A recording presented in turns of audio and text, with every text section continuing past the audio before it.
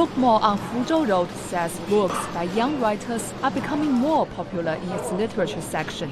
This book, written by a pair of twin brothers in their 20s, just arrived in the store a couple of weeks ago, but almost 100 copies have already been sold. Managers say a growing number of young writers are posting similar sales figures.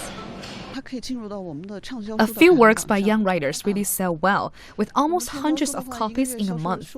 They often enter into the top 10 bestsellers list for literature in our store, which can be compared to classical novels by Nobel Prize winners.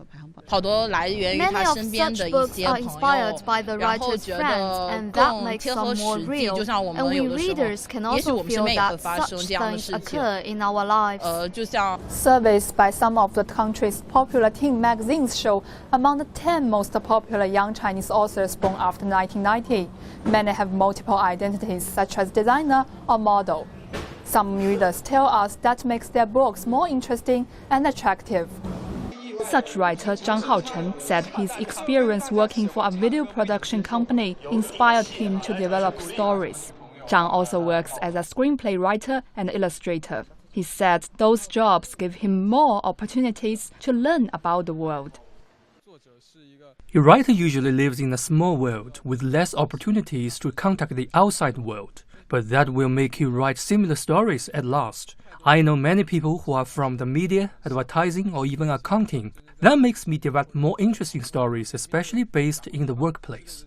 But some young readers said young writers rely too much on their own experience, which can be boring.